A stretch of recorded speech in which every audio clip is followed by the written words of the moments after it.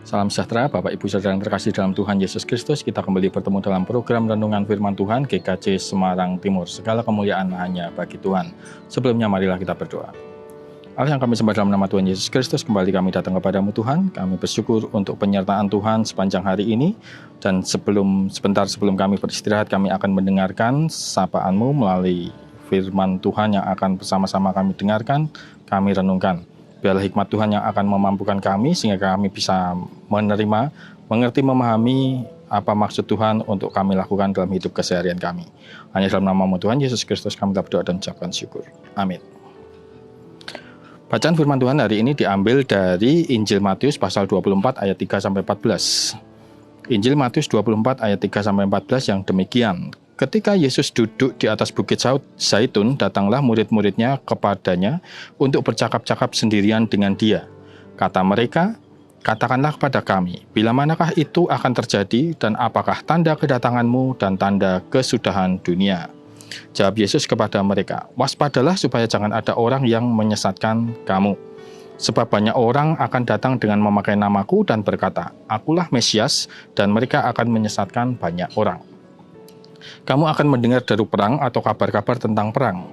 Namun berawas-awaslah, jangan kamu gelisah, sebab semuanya itu harus terjadi, tetapi itu belum kesudahannya. Sebab bangsa akan bangkit melawan bangsa, dan kerajaan melawan kerajaan. Akan ada kelaparan dan gempa bumi di berbagai tempat. Akan tetapi semuanya itu barulah permulaan penderitaan menjelang zaman baru. Pada waktu itu kamu akan diserahkan supaya disiksa, dan kamu akan dibunuh, dan akan dibenci semua bangsa oleh karena namaku. Dan banyak orang akan murtad dan mereka akan saling menyerahkan dan saling membenci. Banyak nabi palsu akan muncul dan menyesatkan banyak orang. Dan karena makin bertambahnya kedurhakaan, maka kasih kebanyakan orang akan menjadi dingin. Tetapi orang yang bertahan sampai pada kesudahannya akan selamat. Dan Injil Kerajaan ini akan diberitakan di seluruh dunia menjadi kesaksian bagi semua bangsa. Sesudah itu barulah tiba kesudahannya. Demikianlah firman Tuhan. Saudara yang terkasih dalam Tuhan Yesus Kristus, setelah Yesus mengatakan tentang akan diruntuhkannya bait Allah, murid-murid bertanya kepadanya, apakah tanda-tanda kedatangan Tuhan dan bila manakah itu terjadi atau kapan waktunya? Rasa ingin tahu dari para murid ini sepertinya merefleksikan rasa ingin tahu yang sama dari setiap kita tentang kedatangan Tuhan. Rasa penasaran yang sama. Mengingat hal ini, hal kedatangan Tuhan ini sudah dikumandangkan sejak jauh-jauh hari. Di zaman Yesus 2000 tahun yang lalu sudah diserukan bahwa waktunya akan tiba, waktunya sudah dekat, dia akan segera datang kembali. Namun sampai hari ini pun belum tiba waktunya dan manusia masih menantikannya. Ada akibat dari waktu Tuhan yang tak kunjung tiba ini. Manusia menjadi gelisah, cemas, bahkan takut. Semakin penasaran, tetapi ada juga yang berubah apatis atau tidak mau tahu. Menganggap Tuhan yang tidak datang-datang ini sebagai sebuah kelalaian dari Tuhan sendiri. Mengenai kapan waktunya, Yesus sudah menjelaskan, tidak ada seorang pun yang tahu, hanya Bapa yang tahu. Matius 24 ayat 36. Kapan waktunya memang tidak ada yang tahu, Tuhan pun tidak memberitahukannya. Tetapi Tuhan memberikan tanda-tanda kedatangannya. Artinya kedatangan Tuhan ini tidak sepenuhnya merupakan misteri yang sama sekali gelap, karena diberikannya tanda-tanda ini. Kapan waktunya memang tidak diberitahukan kepada kita, tetapi kita tahu bahwa waktunya akan datang dan pasti datang dengan melihat fenomena tanda-tanda yang terjadi. Tanda yang pertama adalah penyesatan. Penyesatan terkait dengan penyimpangan ajaran-ajaran yang benar, termasuk dalam hal kapan waktunya Tuhan datang ini. Bukankah kita pernah mendengar selentingan Tuhan akan datang tanggal sekian atau tanggal sekian atau tanggal sekian? Bukankah kita pernah mendengar itu? Di mana manusia mereka-rekakan waktunya, waktu kedatangan Tuhan menurut perhitungan mereka sendiri. Kita tahu bahwa tanggal-tanggal itu meleset seluruhnya, karena sampai hari ini pun Tuhan juga belum datang. Di luar melesetnya prediksi tersebut itu jelas penyesatan. Karena Alkitab jelas-jelas mengatakan tidak ada seorang pun yang tahu. Tidak ada seorang pun yang tahu. Maka bodohlah kita kalau sampai kita percaya rekaan manusia ini tentang waktu kedatangan Tuhan. Karena Yesus sudah mengatakan seorang pun tidak, hanya Bapa yang tahu. Penyesatan yang lain masih banyak hari-hari ini. Tidak sedikit orang yang mengaku dirinya Tuhan, Mesias, mengaku dirinya Nabi atau utusan Tuhan.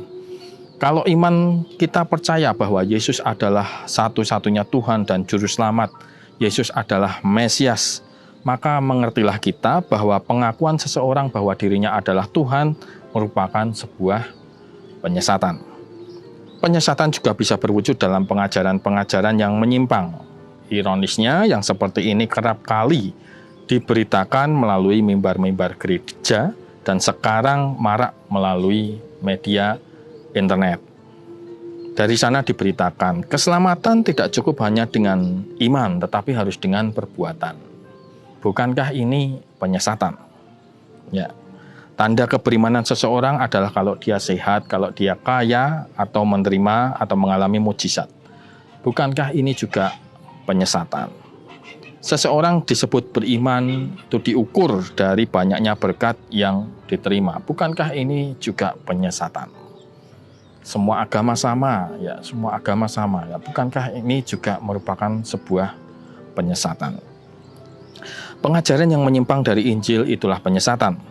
Jangan sampai kita disesatkan sekalipun ada penyesatan. Tanda yang kedua adalah peperangan, bangsa melawan bangsa, kerajaan melawan kerajaan. Bisa dikatakan bahwa sejarah dunia ini ditulis, di antaranya tercatat ada banyak peperangan. Di era modern saja kita sudah mendengar tentang Perang Dunia Pertama, Perang Dunia Kedua, Perang Korea, Perang Vietnam, Perang Malvinas, Perang Teluk, ya, Perang Serbia Bosnia, dan yang terakhir kita dengar tentang Perang Rusia Ukraina. Itu baru di era modern, belum disebutkan lagi perang-perang di zaman kerajaan atau perang dengan cakupan lokal. Itulah fenomena dunia saat ini. Ya, peperangan. Bahkan peperangan saat ini pun berkembang, tidak lagi perang dengan model konvensional, dengan model angkat senjata. Tetapi pernah muncul yang namanya perang dingin, dan saat ini ada yang disebut dengan perang teknologi, perang ideologi, ataupun perang ekonomi. Tanda berikutnya adalah penganiayaan. Ketika Yesus mengatakan kamu akan diserahkan supaya disiksa, dan kamu akan dibunuh dan akan dibenci semua bangsa oleh karena namaku, pesannya jelas bahwa menjelang kedatangan Tuhan bukanlah waktu yang nyaman untuk murid-murid dan para pengikutnya. Dianiaya di sini bukan karena melakukan kejahatan, tetapi dianiaya karena statusnya sebagai pengikut Kristus.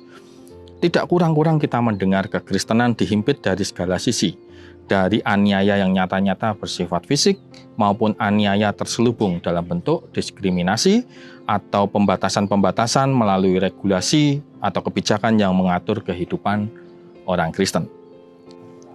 Tanda lain yang juga disebutkan adalah gempa bumi atau bencana alam atau kelaparan, dan kelaparan maksudnya. Saya rasa yang namanya berita bencana alam kerap kita dengar, mulai dari yang berskala kecil sampai berskala besar, berdampak lokal maupun global, terjadi dalam negeri ataupun di belahan lain dunia. Gempa bumi, gunung meletus, banjir, tanah longsor, angin topan, kekeringan, tsunami, banyak macam dan ragamnya. Dan itu terus terjadi tanpa kita bisa menghentikannya. Yang namanya kelaparan pun masih terus terjadi, tak terkecuali di negara-negara yang sudah maju. Tak perlu jauh-jauh juga, bisa jadi ada orang-orang di sekitar kita yang tidak jauh dari kita mengalami kelaparan. Tanda-tanda ini semakin lengkap dengan menurunnya kualitas moral manusia.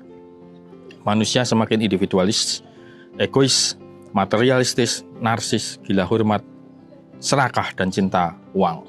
Dengan karakter seperti ini, mereka makin tidak mempedulikan orang lain, bahkan sangat mungkin mereka tidak mempedulikan Tuhan. Tak heran kalau banyak yang akan murtad. Tadi dituliskan, dan banyak orang akan murtad dan mereka akan saling menyerahkan dan saling membenci. Itulah tanda-tanda kedatangan Tuhan. Bahwa tanda-tanda ini, penyesatan, peperangan, aniaya, bencana alam, kelaparan, maupun degradasi moral, itu sudah ada, sudah terjadi, bahkan sudah terjadi sejak lama, sejak dahulu.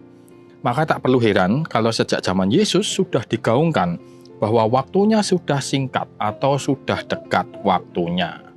Kalau dulu saja sudah diberitakan sudah dekat, apalagi sekarang zaman di mana kita hidup, tentunya sudah semakin dekat. Sudah dekat waktunya ini pun perlu dimaknai secara benar. Kedatangan Tuhan artinya Tuhan berjumpa dengan manusia. Dalam hal ini, bukankah kematian juga merupakan jalan berjumpanya manusia dengan Tuhan? Maka dari itu, kematian pun juga dapat dimaknai sebagai hari kedatangan Tuhan.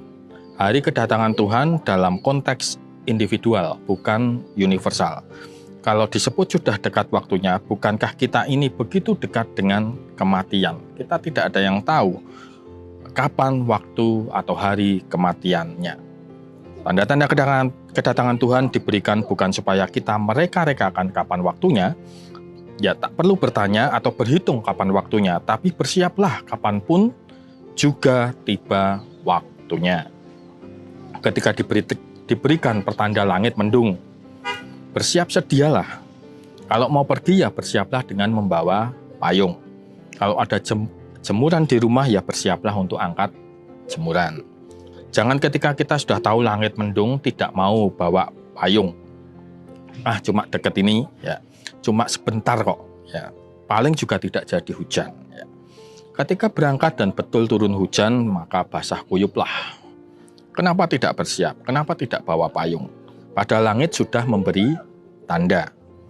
Nanti sudah bawa payung, ternyata tidak jadi turun hujan. Ya, kalaupun sudah membawa payung dan hujan tidak jadi turun, tidak mengapa, bukan? Yang penting adalah kesiapan kita. Kita sudah bersiap. Kesiapan kita inilah yang penting, bukan soal jadi hujan atau tidak, bukan soal kapan hujan akan turun, tapi kesiapan kita. Demikian halnya dalam hal menyongsong kedatangan Tuhan. Kesiapan kita inilah yang penting, bukan kapan waktunya.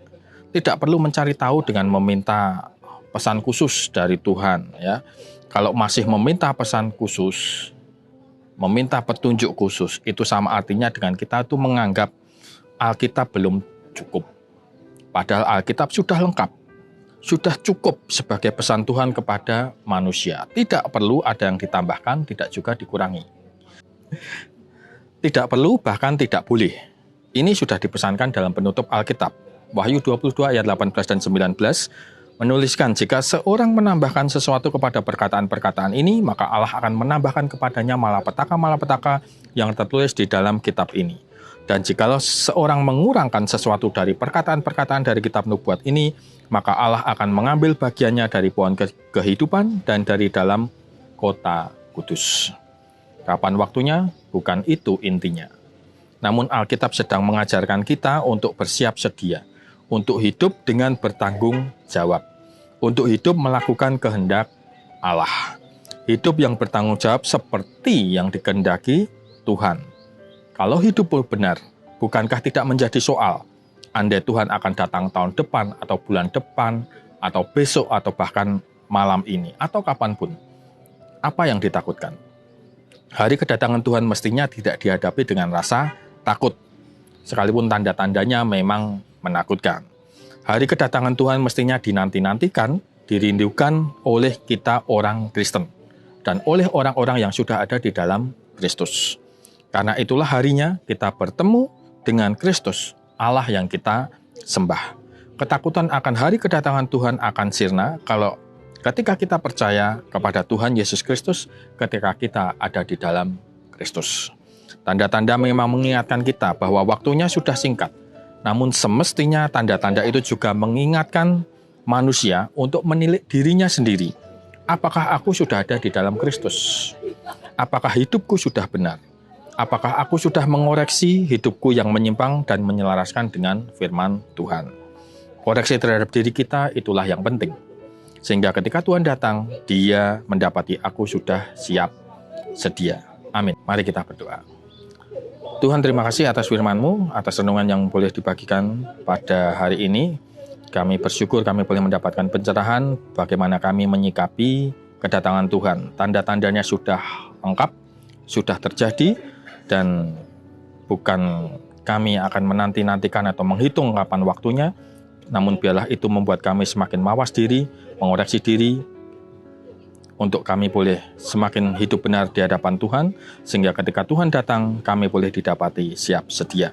Terima kasih Tuhan, hanya dalam nama Tuhan Yesus Kristus kami telah berdoa dan ucapkan syukur. Amin.